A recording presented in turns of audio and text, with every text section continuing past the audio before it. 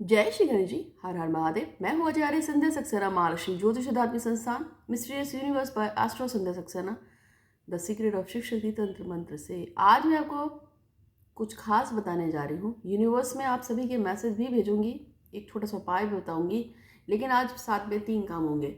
आज मैं आपको यूनिवर्स में कुछ लोगों के मैसेज भेजूंगी जो मेरे सबसे पहले मैं आज महालक्ष्मी ज्योतिष आध्यात्मिक संस्थान पे भेज रही हूँ, और उसके बाद ये ही सेम मंत्र जो मेरी पूजा है और यूनिवर्स में लोगों के नाम भेजना उपाय के साथ, उसके बाद मैं भेजूंगी अपने दूसरे channel mysterious universe by astro Sandhya Saxena में, और तीसरा मैं the secret of Shiv Shakti tantra मंत्र में भी भेजूंगी।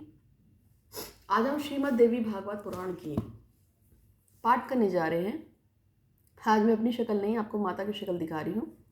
उसका कारण यह है कि देवी के है श्रीमद् भागवत देवी पुराण, जिसके बारे में मैंने आपसे पहले भी जिक्र किया था। इसे 12 स्कंद होते हैं और उन सब के बारे में बताऊंगी। लेकिन सबसे पहले, हे भगवान श्री गणपति महाराज, मैं आपकी बहुत बहुत आभारी हूँ कि आपने मुझे सिलेक्ट चुना कि मैं सभी आपके जो फॉलोअर्स हैं, आपके मानने वाले हैं, उनको श्रीमद् देवी भागवत पुराण सुना सकूँ। श्रीमद् देवी भागवत पुराण जो है माता रानी के बारे में बताया गया है, और उसमें सिर्फ देवी के विभिन्न अवतारों के बारे में और देवी के बारे में ही बताया गया है। तो आज हम बात करेंगे श्रीमद् देवी भागवत पुराण के प्रथम स्कंद की, इसमें टोटल 12 स्कंद हैं, लेकिन हम पहले स्कंद पे आ रहे हैं।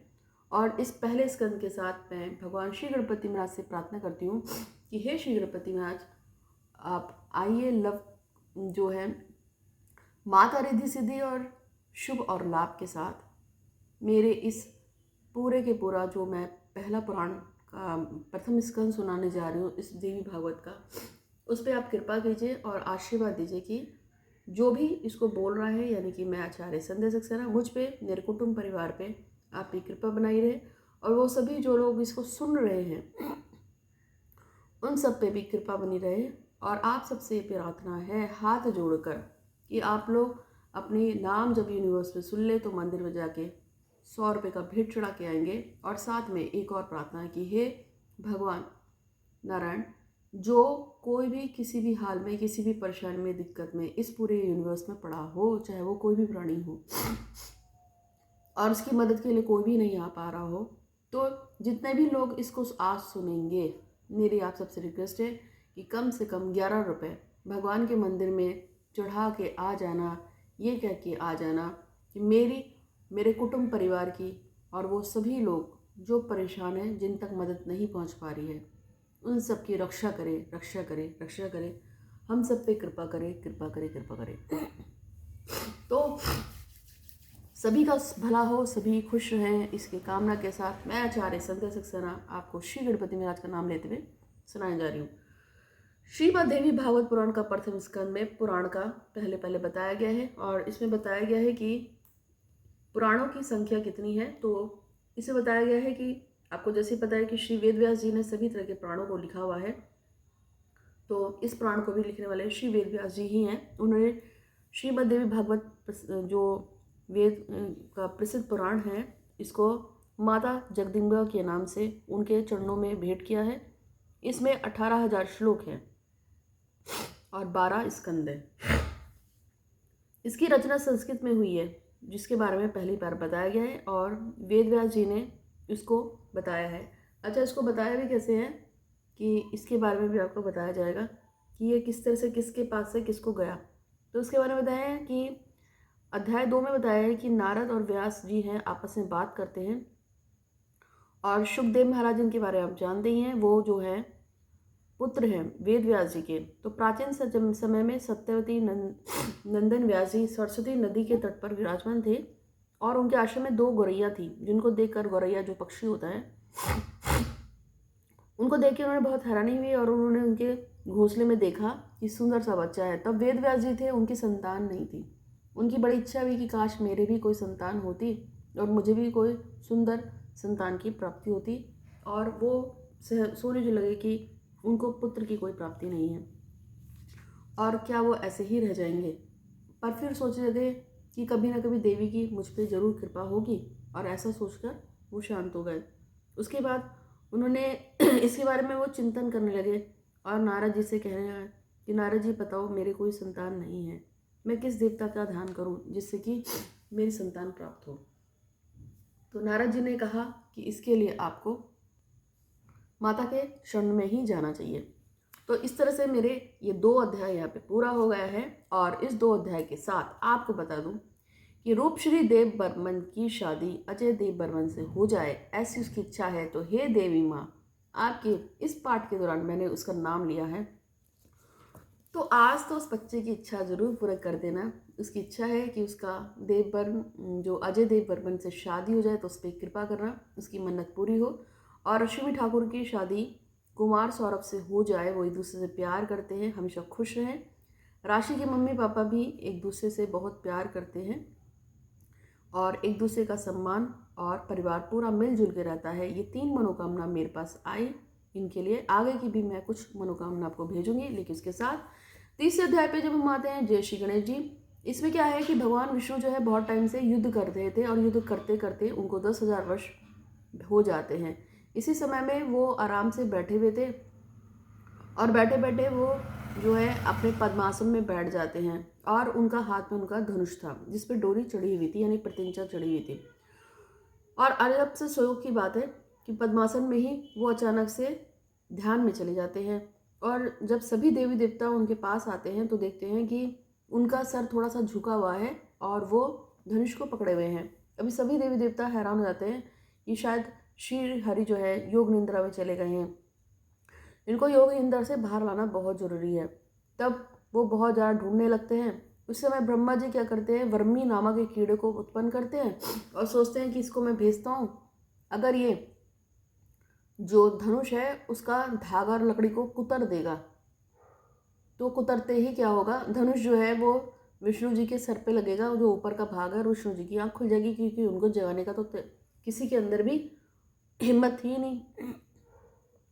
तो वो ऐसे ही सोच रहे होते हैं कि तभी उन्होंने ये देखते हैं कि अचानक से आंधी तूफान सा आता है और तो वो देखते हैं कि भगवान श्री का, यानी कि श्री विष्णु जो है, उनका मस्तक कहीं पड़ा है, शरीर कहीं पड़ा हुआ है और उनका ऊपर का शरीर नहीं है। अब वो तो हैरान हो जाते हैं। जैसे ही धनुष टूटता है तो उनके ऊपर वो गिर जाता है धनुष, और जैसे विष्णु जी के ऊपर धनुष टूटता है, प्रलय आ जाती है और उनका गर्दन कट जाती है उसके धागे से। अब सारे देवता हैरान हो जाते हैं और परेशान हो जाते हैं कि ये क्या हो गया है। तब इसके साथ एक नया अवतार के बारे में बताया जाता है कि उसी समय एक और घटना घटती है कि हृदय ग्रीव नाम का एक बहुत बड़ा राक्षस था जो देवी की स्तुति करता है और देवी को प्रसन्न कर देता है। देवी उससे पूछती है, मांगो, क्या मांगते हो? तो वो कहता है, मेरी मृत्यु कभी ना हो। तो उसने कहा, ऐसा तो हो ही नहीं सकता है। तो उसने कहा कि ठीक है, कोई ऐसा व्यक्ति जिसका भी जो है शरीर जो है घोड़े का हो, ऊपर का, नीचे इंसान का, ऊपर का घोड़े का हो, ऐसे ही किसी के द्वारा ही मेरी हत्या हो, मृत्यु हो, वध हो, वो ऐसा कहते हैं। देवी तथास्तु कह देती है। तो जिस समय भगवान श्री हरि विष्णु का सर गिर जाता है और सारे लोग चिंतित होते हैं, तब भगवान शिव ये कथा सुनाते हैं कि ये सब रचना है, क्योंकि हृदय ग्रीव नाम के एक राक्षस ने वरदान मांग लिया था कि उसका मृत्यु जो है हृदय ग्रीव के से ही होना चाहिए। तो अब हायग्रीवा जो अवतार था, हायग्रीवा यानी कि घोड़े का हायग्रीवा अवतार, उसके बारे में बताया जा रहा है कि वो एक अश्व का सर काट के ले आते हैं ब्रह्मा जी और उनको विष्णु जी के सर पे लगा देते हैं। और फिर उनका जैसे ही वो विष्णु जी के सर पे आता है, वो तत्काल ही जो एक विकराल रूप ले लेते हैं और वो हयग्रीव को दौड़ा दौड़ा के मार देते हैं। इस तरह से पूरी की पूरी लीला होती है। देवी देवता जो है इस तरह से कोई काम नहीं करते हैं। अगर एक काम हो भी जाता है जो प्रकृति के नियम के विरुद्ध हो, तो दूसरे काम से उसको ठीक कर दिया जाता है।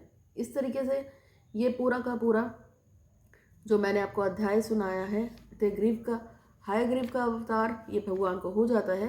और अब दूसरी तरफ से उसकी मृत्यु हो जाने के बाद अब हम अध्याय 4 पे आते हैं। इसमें आता है मधु कटप को देवी का अवतार। भगवान विष्णु जो है वो जब शैया पे लेटे थे, तो आपको पता है कि उनकी नाभि से भगवान ब्रह्मा का जन्म हुआ था, लेकिन उनके कान के मैल से मधु और कटप नाम के 2 राक्षसों का भी जन्म हुआ था। जन्म लेने के तुरंत बाद वो सोचने लगते हैं कि हमारा जन्म हुआ ही क्यों है। वो इसके लिए कठिन तपस्या करने लगते हैं 1000 वर्षों तक। उनकी तपस्या को देखकर आकाशवाणी होती है और वो बोलते हैं कि आप इतने दिनों से जो तपस्या कर रहे हैं, आप क्या चाहते हैं? तो वो कहते हैं कि मैं अपनी स्वेच्छा से मरने का अधिकार चाहता हूँ, ऐसा करें। और अब फिर से एक नई मुसीबत आ जाती है, जैसे कि आपको पता है, वहाँ पे तथास्तु हो जाता है, अब स्वेच्छा से कैसे मरेंगे। इसके बाद शुरू होता है हमेशा की तरह भगवान विष्णु जी का स्टार्ट हो जाता है। भगवान विष्णु जी हैं, उनके पास लोग आते हैं कि मधु और कटक बड़ा बलवान है।